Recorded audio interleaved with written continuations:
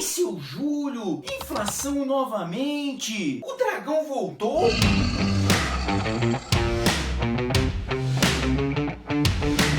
Primeiramente, é bom a gente esclarecer que a inflação ela sempre esteve presente no Brasil e não é recentemente não. Se voltarmos ali no início da República, nós vamos verificar que logo com a proclamação da República nós tivemos Deodoro colocando à frente do Ministério da Economia o Barbosa, e ali já surge o encilhamento, que é uma política que vai gerar uma grande inflação. Então observem que nós temos aí um longo período com a inflação e logicamente que isso leva a todos nós uma certa preocupação. O Brasil é, sem dúvida nenhuma, um país que esteve sempre ligado à inflação. Não foi só ali no começo, nós tivemos inflação na década de 50 muito fortemente, na década de 60, mas a que mais chama a atenção, sem dúvida nenhuma, foi a década de 80. Eu estou falando aí de 1984, 86, principalmente quando nós chegamos ali em 86, começa uma série de planos, e é importante que a gente entenda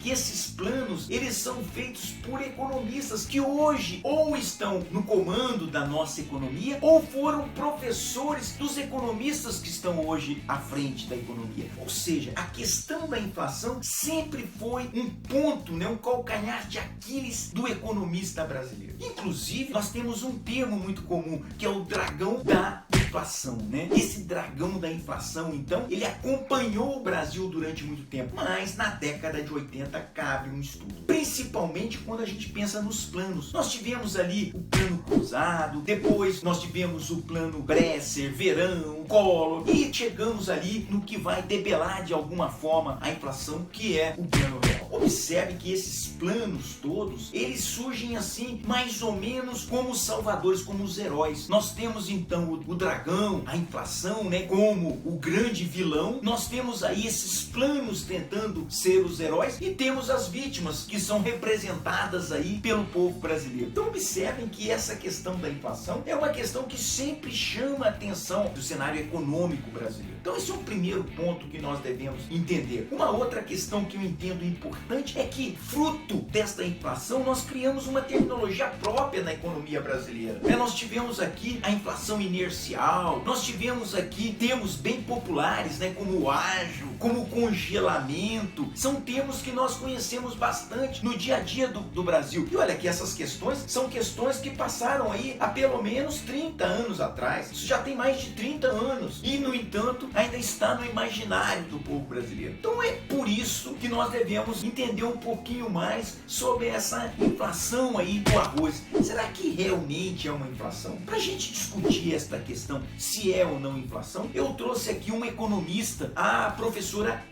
Érida Tavares, que vai conversar com a gente um pouquinho aí sobre essa inflação, ou não. Olá, muito obrigada, Júlio, valeu pelo convite para estar aqui no seu canal. Já convido você para passar lá no meu canal e todos que estão assistindo para também se inscrever no meu canal aqui no YouTube, que é Érida Tavares, tá bom? Em breve ele estará lá também, seu Júlio? Então, gente, ele pediu para falar sobre um assunto que é importante que seja básico. Óbvio, pensei no quê? O aumento no preço do arroz. E por quê? Porque 95% dos brasileiros consomem arroz diariamente. Então, como nós temos uma grande parcela da população brasileira consumindo arroz, é um alimento básico do dia a dia, então é bem relevante a gente falar do aumento do preço dele. Para explicar isso, já vou começar com um ponto bem polêmico. Não, vou falar de novo, não existe inflação do arroz. E por quê? Porque a inflação, como tem lá no meu canal um vídeo explicando isso, é aumento generalizado e contínuo dos preços. E o que está acontecendo não é nem contínuo e nem generalizado. É só aumento do preço de um produto, ele é pontual. É óbvio que tem alguns preços de alimentos, principalmente da cesta básica, que também tiveram aí um aumento significativo. Porém, isso não é generalizado. Inflação é quando capta grande parcela dos produtos que as pessoas consomem diariamente. Então também pega a luz, telefonia, higiene pessoal, não só alimentação. Então não existe inflação do arroz. O que estamos vendo é o quê? Um produto que teve um aumento pontual. Segundo ponto, o que leva ao aumento do preço de qualquer produto? Geralmente são dois fatores, duas pressões a gente fala em economia. É uma pressão na demanda ou uma pressão na oferta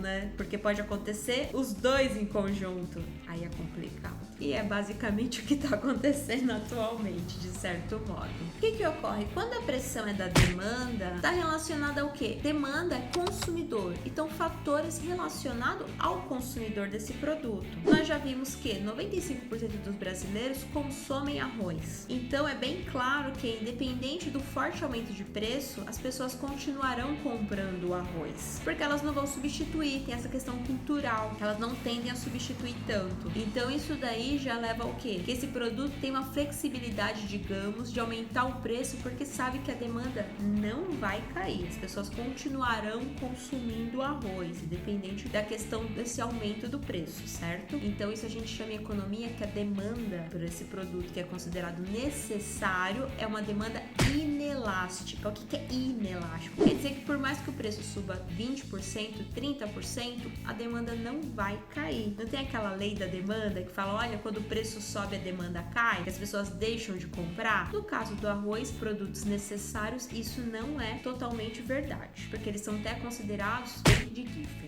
Okay? O outro ponto, o que ocorre? O principal fator que vai determinar a demanda de um produto é a renda. E nós estamos no momento que a renda da população caiu, de fato. Houve essa queda, mas teve o auxílio emergencial aí. Aí entra até num ponto polêmico que muitos justificam que o aumento do preço do arroz foi devido ao aumento da demanda que ocorreu por conta desse aumento da renda com o auxílio emergencial. Assim, é óbvio, é claro que tem uma parcela da população que de fato iria ou estava ou passam fome e com esses R$600 passou a consumir mais arroz. Mas isso não geraria esse impacto nessa magnitude para gerar esse aumento de preço como nós vimos. Então, quando vocês escutarem isso, desconfia, tá bom? Então, a questão da demanda é esse o lado. E a oferta? Então, as pressões da oferta.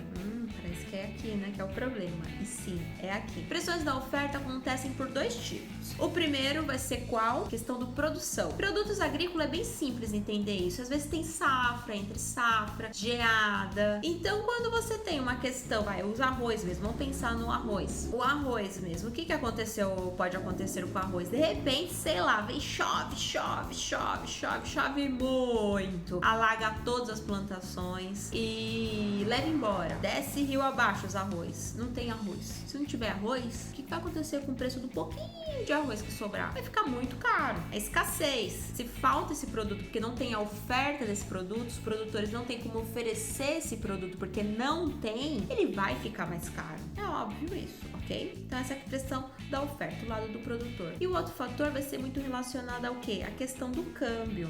Sim, o dólar vai influenciar o preço do arroz. E por qual fator? Porque simplesmente o produtor nacional, ele vai olhar quem tá pagando mais. Então quem paga mais, o mercado interno ou o mercado externo? E como o dólar tá alto, você precisa aí de R$5 em média para comprar $1. Bem, vamos pensar, esse produtor que tá vendendo arroz lá para fora, está exportando arroz, ele tá ganhando muito mais em reais. Vamos pensar assim, uma conta básica. Se uma saca de arroz está valendo no mercado internacional $1, se $1 custasse R$1, ele ia receber quantos em reais? R$1, não é? Mas agora tá custando, 5. Então essa mesma saca, $1, quanto ele vai receber em reais? R$5. Uau, uma mágica. Pensa isso em milhões. 1 milhão, recebi 1 milhão. 1 milhão, o dólar agora saca, continua 1 milhão, mas o real 5 milhões. Gente, você vai vender no mercado interno ou no mercado externo? Mercado externo. Então, esse é um dos principais fatores. Aí eu peguei aqui uns dados que a exportação de arroz aumentou 96%, comparando esse ano ao ano anterior. 96%. Então, por que tá faltando arroz no Brasil? Ué, porque nós estamos alimentando o restante do mundo. Olha que coisa legal, divertido. Perceberam meu sarcasmo, né? Então, esse é um dos fatores que estão acontecendo. Só com arroz que acontece isso, Érida? Não. Isso acontece quase todos os anos com o açúcar. Aí isso também vai impactar no preço do etanol. Acontece com a carne, com o frango. Não é só o arroz. Então, isso acontece diversas vezes. Por quê? Você não tem que olhar só a demanda e a oferta oferta nacional. Você tem que olhar a demanda interna, Brasil, e a demanda externa. E a demanda externa teve um aumento também, bem significativo esse ano. Então o mundo está comendo mais arroz, consumindo mais arroz, eles estão pagando mais caro pelo arroz. O dólar, como tá a nossa taxa de câmbio, fica mais rentável para o exportador vender para o mercado internacional. Então tudo isso em conjunto explica porque aumentou tanto a exportação do arroz e porque a demanda interna então do arroz reduziu. E sobre essa questão da disponibilidade interna do arroz, ou seja, a oferta interna, quanto de arroz ficaria no Brasil? Gente, passou no Globo Rural em janeiro de 2020, antes dessa história de pandemia, tá aqui e tudo mais. Teve uma reportagem, se vocês procurarem no Google, vocês vão encontrar também, que fala que a disponibilidade do arroz aqui no Brasil nesse ano, em janeiro eles estavam falando isso, que esse ano seria a menor da história desde 1985. Então, olha que coisa louca. 85 eu já era nascida. Então, a disponibilidade do arroz, eles já previam, eles sabiam em janeiro que esse ano teria um aumento do preço do arroz. Por quê? Porque teria menos arroz aqui no Brasil. Por quê? Porque, como nós já vimos, os produtores estão exportando mais. Então, esses são os fatores que explicam como a oferta do arroz aqui no Brasil reduziu, então tem menos arroz para o mercado interno, porque o arroz, parte ali do arroz está sendo exportado. O preço do arroz aí apresentou esse aumento. Tem países que limitam a exportação de arroz. Fala assim, olha, primeiro tem que abastecer o mercado interno e depois exportar. Mas isso nunca foi o caso do Brasil. Em nenhum governo isso não aconteceu. Então não é nada de agora. Essa coisa, ó, sempre foi assim, tá bom? Então são esses os fatores que explicam a alta do preço do arroz. Gostou? Se inscreve aqui no canal do Julião, que sempre vai ter conteúdos bons aqui. E também lá no meu canal, Elida Tavares. Muito obrigada.